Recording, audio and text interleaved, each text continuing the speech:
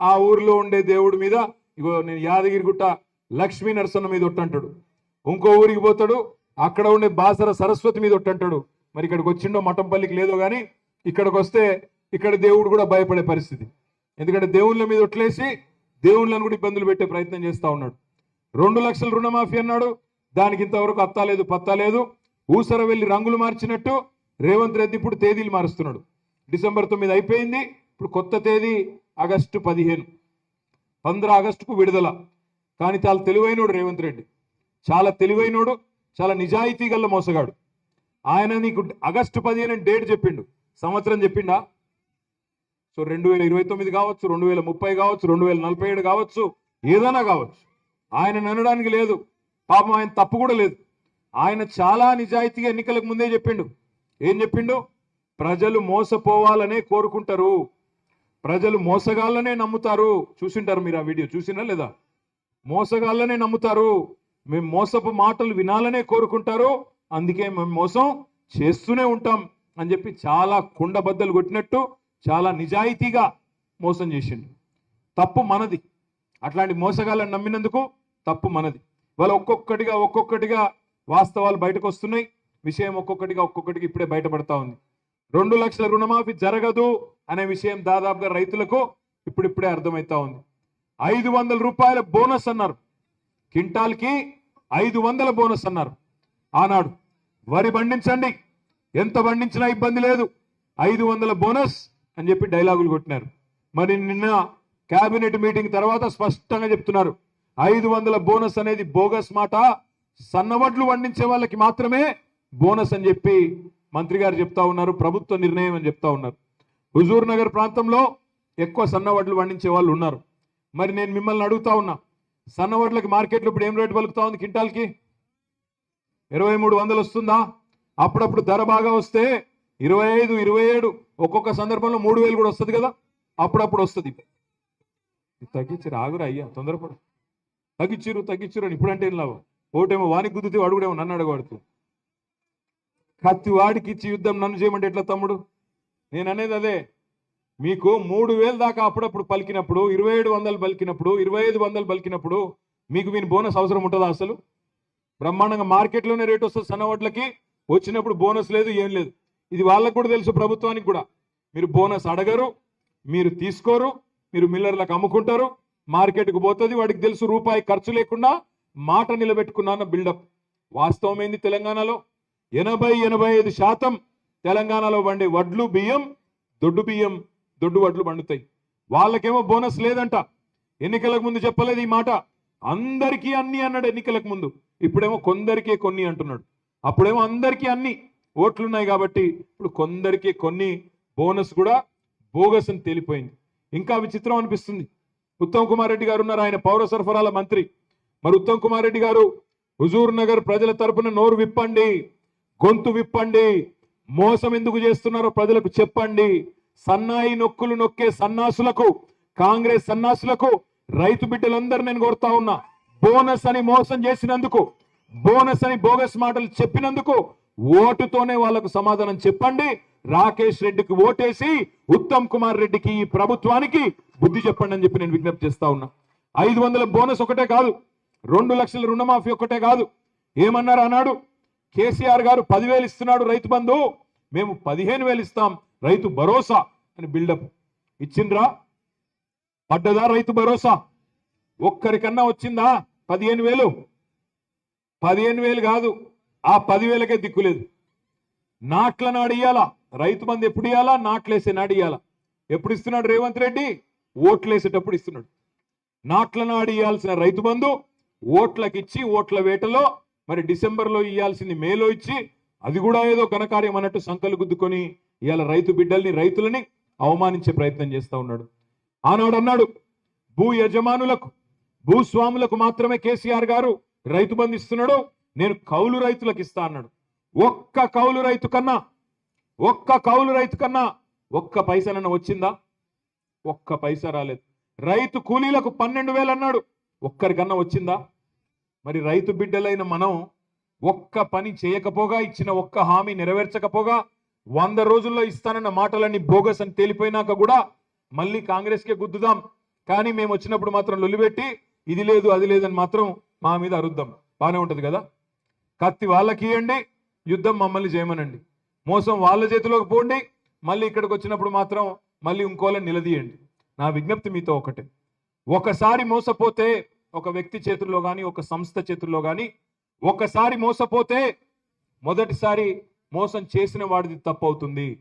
రెండవసారి కూడా వాడి చేతుల్లోనే మళ్ళీ మీరు మోసపోతే ఈసారి తప్పు వాడిది కాదు, ఈసారి తప్పు మీదవుతుంది. తప్పకుండా నేను మిమ్మల్ని ప్రార్థించేది అదే. ఈ ఎలక్షన్తో ఒక్క ఎమ్మెల్సీ ఎన్నికతో ప్రభుత్వం ఏం తారుమారు కాదు, ప్రభుత్వం ఏం కింద మీద కాదు. ప్రభుత్వం ఉంటుంది కాంగ్రెస్దే, కానీ మీకు హక్కు వస్తుంది. ఒక తమ్ముడు విద్యావంతుడు యువకుడు ఉత్సాహవంతుడు రాకేష్ రెడ్డిని శాసన మండలికి పంపితే గల్లా బట్టి ప్రభుత్వాన్ని అడుగుతాడు, ఏమైంది నీ 2 లక్షల రుణమాఫీ, ఏమైంది నీ రైతు భరోసా, ఏం జరిగింది మరి 500 బోనస్, ఏమైంది కౌలు రైతుల ముచ్చట, ఏమైంది రైతు కూలీల ముచ్చట అని తమ్ముడు ఒక రైతు బిడ్డగా మీ సాటి సహోదరుడిగా రేపటి రోజున శాసన మండలిలో గలం విప్పుతాడు. ఈ తమ్ముడు గురించి ఒక్క నిమిషం నేను మీకు చెప్పాలా. మీలాగనే ఒక రైతు కుటుంబంలో పుట్టి కష్టపడి చదువుకొని ఉన్నత విద్యకు మరి పోయే క్రమంలో తండ్రి వ్యవసాయదారుడైనా తమ్ముడికి బాగా చదువు చెప్పించారు కాబట్టి ఇంటర్మీడియట్ లో స్టేట్ ర్యాంక్ సంపాదించిండు. మొత్తం ఆంధ్రప్రదేశ్లోనే స్టేట్ ర్యాంక్ సంపాదించిండు. ఆ తర్వాత వచ్చిన మార్కులతో బిట్స్ పిలానీలో సీటు దొరికింది. అక్కడ పోయిన తర్వాత కూడా బిట్స్ పిలానీలో కాలేజీలో కూడా శ్రద్ధగా చదివి అక్కడే ఇంజనీరింగ్ చేసి అక్కడనే మాస్టర్ చేసి గోల్డ్ మెడలిస్టు కాలేజీలో రాకేష్ రెడ్డి గారు గోల్డ్ మెడల్ సంపాదించిన తర్వాత అక్కడ నుంచి సహజంగానే గోల్డ్ మెడలిస్ట్ అన్నప్పుడు మంచి మంచి ఆఫర్లు వస్తాయి, ఉద్యోగ ఆఫర్లు. అందులో భాగంగా సిటీ బ్యాంక్ అనే కంపెనీ, అమెరికా కంపెనీ, వాళ్ళు అమెరికాలో ఉద్యోగం ఆఫర్ చేస్తే అక్కడ పోయిండు. అక్కడ కొద్ది కాలం పనిచేసిండు అమెరికాలో. తర్వాత మళ్ళీ అమెరికాలోనే ఫేస్బుక్ అనే మరో కంపెనీలో మరికొంతకాలం, మొత్తం 7 ఏళ్ల పాటు అమెరికాలో 2012-13 సంవత్సరం దాకా అక్కడే పనిచేసిండు. పనిచేసిన తర్వాత అక్కడి నుంచి తెలంగాణ రాష్ట్రం ఏర్పడుతున్న టైంలో తెలంగాణకు వచ్చి నేను నా మాతృభూమి కోసం ఏదో ఒకటి చేయాలి, నా తెలంగాణ కోసం ఏదో ఒకటి చేయాలని చెప్పి ఇక్కడికి వచ్చి మరి దాదాపు 29-28 ఏళ్ల వయసులో రాజకీయాల్లో ఒక అడుగు పెట్టిండు. తమ్ముడికి ఇంకా 40 ఏళ్ళు కూడా లేవు, కేవలం 39 ఏళ్ళు. ఇవాళ ఇట్లాంటి యువకుడు చదువుకున్నవాడు, అప్పుడప్పుడు మీరు కూడా చెప్తా ఉంటారు చాలా మందికి, చదువుకున్న వాళ్ళు ఉండాలి పాలిటిక్స్లో, యువకులకు అవకాశం ఇవ్వాలా, విద్యావంతులు రావాలి, అప్పుడే మారుతుంది సొసైటీ అని. మరి అలా ఒక యువకుడికి విద్యావంతుడికి ఒక గోల్డ్ మెడలిస్ట్కి కేసీఆర్ గారు అవకాశం ఇచ్చి మీ ముందుకు పంపారు.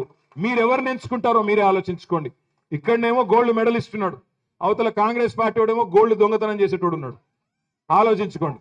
ఎందుకంటే మీ మెడలో ఉన్న చైన్లు లాకెట్లు ఎత్తుకుపోయే బ్యాచ్ అది, పక్కా దొంగ batch, blackmailer batch. Journalism పేరుతో యూట్యూబ్ ఛానల్ పెట్టి బ్లాక్ మెయిల్ చేసి చిల్లర దందాలు చేసి, నేనేదో ఊరికే చెప్పట్లేదు, ఆయన అఫిడవిట్ చూసి చెప్తున్నా. అఫిడవిట్లోనే ఇచ్చినాడు 54 క్రిమినల్ కేసులు, 54 56 సారీ 2 తక్కువ చెప్పిన, 56 క్రిమినల్ కేసులున్న క్రిమినల్ చరిత్ర ఉన్న క్యాండిడేట్ కాంగ్రెస్ వాడు. 56 క్రిమినల్ కేసులు. అవి ఎట్లాంటి కేసులో తెలుసా? ఆడపిల్లల ఫోటోలు మార్ఫింగ్ చేసి, ఆడపిల్లల ఫోటోలు గూగుల్లోంచి తీసుకొని మార్ఫింగ్ చేసి యూట్యూబ్లో పెడితే వాళ్ళ గౌరవానికి భంగం వాటిల్లిందని ఆడపిల్లలు పెట్టిన కేసులు. అదేవిధంగా మీ ఫోన్ నంబర్లు మీ అనుమతి లేకుండా సోషల్ మీడియాలో పెట్టి మిమ్మల్ని కావాలని వేధించడానికి పెడితే వాళ్ళు పెట్టిన కేసులు. ఆఖరికి ఒక కుటుంబాన్ని బ్లాక్మెయిల్ చేస్తే వాళ్ళు ఆత్మహత్య చేసుకోబోయి చివరికి వాళ్ళు పెట్టిన కేసులు. దానివల్ల 74 రోజులు చెంచల్గూడలో జైలు జీవితం అనుభవించిన దొంగ ఇవాళ కాంగ్రెస్ పార్టీ అభ్యర్థి. అట్లాంటి అభ్యర్థి నిన్న హుజూర్ నగర్కి వచ్చినాడంట. అన్నా ఉత్తమన్నా, గతంలో నిన్ను తిట్టినా, దయచేసి గతంలో తిట్టిన తిట్లన్నీ మర్చిపో, నేను బూతులు తిట్టినా, బండబూతులు తిట్టినా అన్ని మర్చిపో అని చెప్పి కాళ్ళు పట్టుకున్నాడంట. ఉత్తమ్ కుమార్ రెడ్డిది, పద్మావతి రెడ్డి గారిది. ఆయన క్షమించొచ్చు గాక, ఆయనకు ఉండొచ్చు గాక కాంప్రమైజ్ అయ్యే గుణం. కానీ దయచేసి నేను మిమ్మల్ని కొడతా ఉన్నా, హుజూర్ నగర్ బిడ్డలు పౌరుషం ఉన్న బిడ్డలు, హుజూర్ నగర్ బిడ్డలు రైతు బిడ్డలు, రేషం ఉన్న బిడ్డలు, మోసగాళ్లను, బ్లాక్ మెయిలర్లను, దొంగలను దయచేసి రాజకీయాల్లోకి అనుమతించకండి. కలుషితం రాజకీయాన్ని కలుషితం కానీయకండి. నేను హృదయపూర్వకంగా మిమ్మల్ని వేడుకునేది ఒకటే, కేవలం రైతుల్ని మాత్రమే కాదు, మా ఆడబిడ్డల్ని ఈ ప్రభుత్వం ఎట్లా మోసం చేసిందో ఒక్కసారి ఆలోచించండి. నాకు నిన్న చూస్తా ఉంటే టీవీలో ఆశ్చర్యం అనిపించింది. ప్రియాంక గాంధీ మాట్లాడుతున్నది ఉత్తరప్రదేశ్లో. తెలంగాణలో మా ప్రభుత్వం ఇప్పటికే నెలకు 2,500 ఇస్తున్నది ఆడబిడ్డలందరికీ అని పచ్చి అబద్ధాలు. ఉత్తరప్రదేశ్లో ప్రియాంక గాంధీ, రాహుల్ గాంధీ వస్తాడు ఆదిలాబాద్కి, ఆయన అదే పచ్చి అబద్ధం. మా ప్రభుత్వం ఇప్పటికే తెలంగాణలో మహాలక్ష్మి కార్యక్రమం ప్రారంభించింది, 2,500 ఇస్తున్నదని చెప్పి సిగ్గు లేకుండా అబద్ధాలు. ఇక ముఖ్యమంత్రి రేవంత్ రెడ్డి అయితే మీకు తెలుసు, అంతకంటే పెద్ద అబద్ధాల కోరేవాడు ఉండడు. ఆయన స్పష్టంగా చెప్తున్నాడు, 6 గ్యారంటీల్లో 5 అమలైపోయినాయి, 5 జరిగిపోయినాయి 100 రోజుల్లోనన్నాడు.